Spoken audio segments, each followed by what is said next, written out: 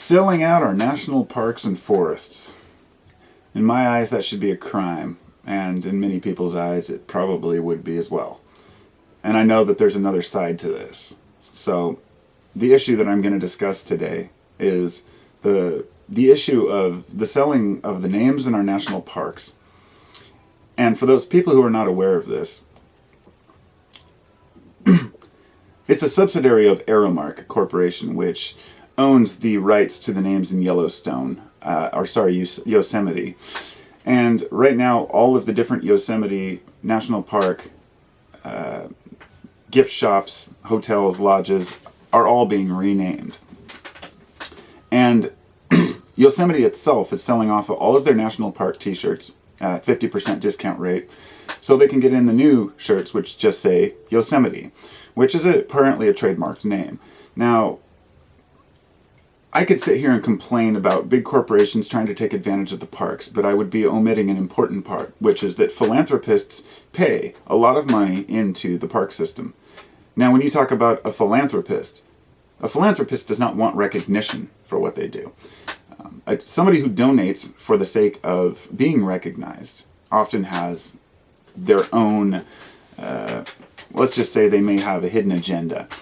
And damn it, as Americans, we don't trust corporations. We don't trust people to make the right decisions for the environment or the people. And when it comes to our national parks, where do we draw the line? You know, we're going to let corporate interests rape us, but where do we draw the line? And I draw the line at my free national parks, my space. Not just national parks, but forests. And national forests and state forests, which are also being sold off right now. I'm going to start by reading this little article. This is from 1 year ago, and I figured this would get my point across to kind of start off where I'm coming from here. Last month, this was in 4 of 2015, last month nearly every Republican in the U.S. Senate voted on a budget amendment allowing states to seize public lands, which means every national forest in the country would be subject to the whims of state lawmakers who could authorize the selling of these lands to private industries for exploitation. By exploitation, that means deforestation of lumber resources, the privatization of freshwater sources, drilling and mining for oil and minerals, or used as dumping grounds for hazardous materials. In short, Republicans would be allowing private industries to buy and rape our public land reserves until they are unrecognizable. The amendment, known as SA 838, was introduced by Alaska GOP Senator Lisa Murkowski. Big surprise, Alaska. And it sailed through the Senate by a 51-49 vote, with all but 3 Republicans in favor, while every Democrat voted against it. A rival bill that would stop the effort to sell public lands was prevented from coming up in a vote. And then she went on to explain how this would improve conservation. It's complete bullshit. So, it says, under this amendment, national forests and wildernesses that have been protected for future generations of Americans to enjoy would be put up for sale, which could very well threaten the national wonders such as the Grand Canyon, the Florida Everglades, and Yellowstone in the future, since Republicans have very recently suggested mining and drilling in and around them. For instance, Republicans have wanted to allow mining operations around the Grand Canyon for years in search of uranium and other value substances. In 2011, former GOP presidential candidate Michelle Bachmann actually said she would consider opening up and drilling for oil and gas in the Everglades. And in Wyoming, a Republican gubernatorial candidate actually called for drilling for oil in Yellowstone. And that is the wet dream of oil companies, chemical companies, and mining companies who would love nothing more than to take every resource they can get their greedy hands on until there's nothing left. And you can forget about taking your family to enjoy a nice outing at these parks, since the new owners would likely put old big private property signs and no trespassing signs to give Americans the middle finger. According to Gizmodo, these signs would likely be put up by the Koch brothers.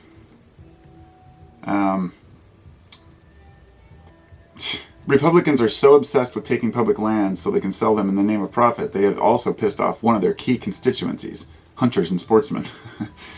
Then it goes on, and there's really, there's no point to read on. I wanted to get the point across. This is the kind of shit that we face.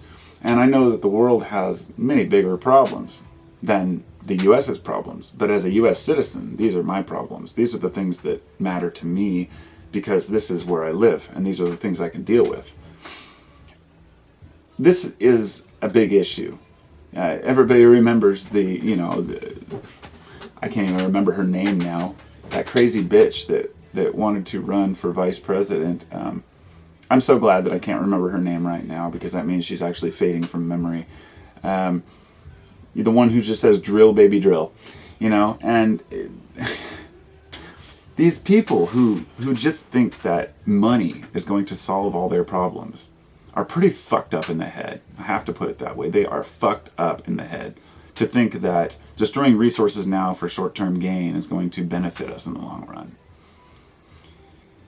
That money goes to line the pockets of the same motherfuckers who cause these problems. It has nothing to do with helping the people, helping the nation, or helping the economy. And you can't bring up that crap about saying it'll create new jobs.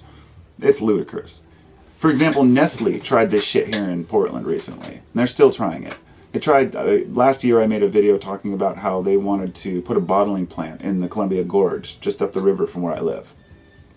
Nobody was talking about it, and this is because they went right under the will of the people and tried to get it passed. And all these people were protesting in Portland, but nobody heard about it because they just went right under the people and never even held a public meeting about it. Well, a year later now, there's, my brother sent me a message about how they're trying to, bottle up there, and now it's finally becoming a major issue, and now they are fighting back. And Nestle is basically saying, well, if we can't take your water, we'll just take somebody else's. And the point being that when the explanation they had for doing this was they said, hey, we're going to come in, build a bottling plant. We're going to have trucks driving down your highways every 5 minutes, but we're going to create jobs. The truth is that I think that bottling plant would create something like 30 jobs, and it would totally devastate the local economy in the sense that if they weren't charging enough for taxes, the amount of trucks and resources used, as well as they're taking the water that they want to take is water that goes into the hatchery right now. And so what they're thinking about doing is just rerouting some crappier water for the hatchery. It's a very touchy issue. And, nature, among all the things that we try to preserve, people want to preserve their values, they want to preserve their little groups and their schools and, their workplaces and all the things that we've created. But when it comes to preserving something that nature's created, where do we draw the line? When do we say, this is just not right? So, I guess I'm just making this video. I should just, cut it here so it's not too damn long, but I wanted to put the thought in people's heads that they're trying to rename your parks. They're trying to rename the national parks that you grew up with, that your parents took you to, and that you're going to take your children to, and that hopefully they'll take their children to. And allowing people to do this for corporate interests is completely ludicrous, in my opinion.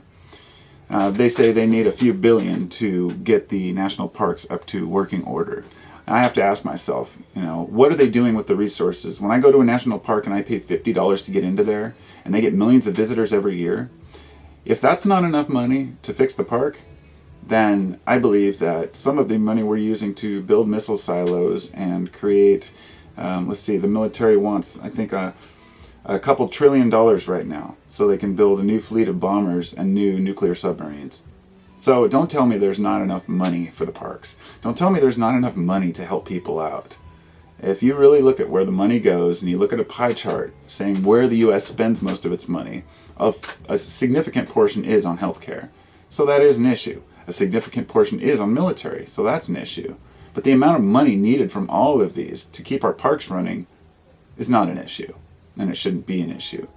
And telling me that we have to sell out our parks to corporate interests and sell out our forests to people who want to exploit it for their own pockets, I call bullshit. So be aware. And that's what I